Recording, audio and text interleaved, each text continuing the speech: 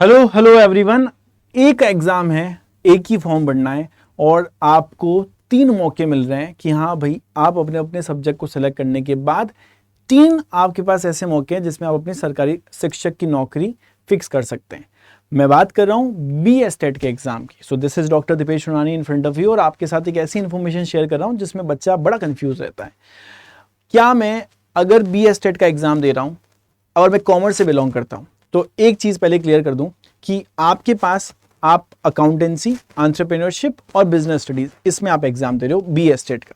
जैसे आप एस्टेट का एग्जाम पास करते हो आपको जाना होता है टीआरई के लिए अप्लाई करने। तो आप टीआरई के अंदर किसी एक सब्जेक्ट को चूज करते हो। क्या मैं एस्टेट क्वालिफाइड हूं और मैं टीआरई के किसी भी सब्जेक्ट को सेलेक्ट करूं, अकाउंट्स को, ईपीएस को या बिजनेस स्टडी को, या फिर मैं तीनों सेलेक्ट करके तीनों एग्जाम दे सकता हूं? क्या ये पॉसिबिलिटी है क्या? चलो जानते हैं इस क्लास में, इस सेशन में। तो सबसे पहले तो जय वाणिज्य की और एक अच्छी अपॉर्चुनिटी है टीआरई 4.0 और टीआरई 5.0 करीब करीब जो है दोनों की वैकेंसी मिलाकर आएगी और दोनों के एग्जाम टाइम का गैप बहुत कम रहने वाला है। तो जो बच्चे एस्टेट देंगे उनको 4.0 में भी मौका मिल सकता है। जो एस्टेट देने के बाद तैयारी करने में थोड़ा सा अगर लेट हो जा रहा है तो उनको 5.0 में भी मौका मिल सकता है। तो दोनों जगह पे मौका है, मतलब दोनों स्टूडेंट के लिए। अब थोड़ी सी बात करें, मैं बात कर रहा हूं कॉमर्स की, तो एक एग्जाम आपको फॉर्म भरना है एस्टेट का। एस्टेट के साथ आप डायरेक्ट टीआरई के लिए एप्लीकेबल होगे और टीआरई में 3 नौकरी के लिए एप्लीकेबल होगे। मैं बात कर रहा हूं पहली नौकरी है ना पीजीटी अकाउंटेंसी के लिए। आप कहां आओगे सर? अकाउंटेंसी के लिए एप्लीकेबल होगे। तो ये पीजीटी लेवल की जॉब की बात कर रहा हूं। और फिर मैं बात कर रहा हूं यहाँ पे ईपीएस के लिए, पीजीटी लेवल एंटरप्रेन्योरशिप की बात कर रहा हूं, यहाँ पे आप उसके लिए एप्लीकेबल होगे। तीसरी बात कर रहा हूं मैं बिजनेस मैनेजमेंट, बिजनेस स्टडीज की, तो आप यहां पे एप्लीकेबल होगे। तो माय डियर फ्रेंड्स स्टूडेंट, एक ही फॉर्म भरना है और एक ही फॉर्म से 3 जगह पे नौकरी लग सकती है। तीनों यहां पे आप टीआरई के एग्जाम दे सकते हो।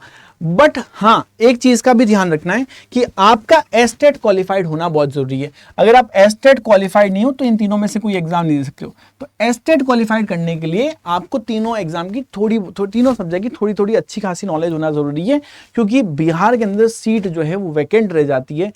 एग्जाम आपका होने ही वाला है। तो मैं बस आपसे यही चाहूंगा कि अगली बार जब आप एस्टेट जैसे ही आप देने जा रहे हो उसके बाद जैसे आप टीआरई के लिए अप्लाई करो तो उसकी प्रिपरेशन साथ साथ में ही चालू रखो और तीनों एग्जाम की प्रिपरेशन साथ साथ में ही चालू रखो। ये चीज का ध्यान है। प्रिपरेशन कैसे करें, कहां से करें, या फिर अगर ऐसा लग रहा है कि एस्टेट के बाद कौन सा सब्जेक्ट चूज करें, मुझे 1 में ही देना है, 3 में नहीं देना है, तो मैं उसके लिए भी एक अलग से सेशन लेकर आऊंगा। बट उससे पहले आपको एक चीज ध्यान रखनी है कि मुझे तैयारी कैसे करनी है वो मैं आपको बताता हूं आप सभी स्टूडेंट को। तो सबसे पहले तो आपका जो भी पर्टिकुलर है ना, गूगल क्रोम पे जाओ या किसी भी जगह पे जाओ, अड्डा 24/7 पे आप जैसे ही जाओगे तो आपको फर्स्ट टैब पे क्लिक करना है। अब जैसे आप फर्स्ट टैब पे क्लिक करते हो तो ऑल कोर्स आ जाता है। यहाँ पे टीचिंग में जाना है। टीचिंग में आपको यहाँ पे क्या दिख रहा है सर? बिहार एस्टेट 11-12 दिख रहा है। जैसे मैं बिहार एस्टेट 11-12 में जाता हूँ ना तो मुझे यहाँ पे बिहार का सफलता पैक दिख रहा है। मुझे सफलता पैक पे क्लिक करना है। इस सफलता पैक पे जैसे मैं क्लिक करता हूं जिसमें 3 चीजें मुझे मिल रही है। देखो क्या लिखा हुआ है, एस्टेट भी मिल रहा है, टीआरई 4.0 भी मिल रहा है और यहाँ पे 5.0 भी मिल रहा है।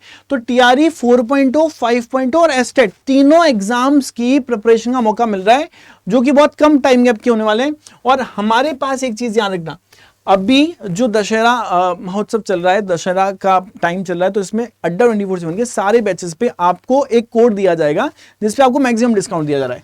तो बाय नाउ पे आपको क्लिक करना है। वो कोड क्या है? कॉमर्स का, मेरे ख्याल से सभी बच्चों को पता होगा। कॉमर्स कोड लगाना है, कॉमर्स का अगर स्टूडेंट है तो Y995 इस कोड को आप यूज करते हैं और अप्लाई करते हैं तो एस्टेट के साथ साथ आपको टीआरई 4.0 भी मिलता है, टीआरई 5.0 भी मिलता है। क्योंकि सिंपल सी बात है, एस्टेट के बाद आप टीआरई की तैयारी करोगे तो वो तैयारी के लिए भी हम आपके साथ जुड़े होंगे।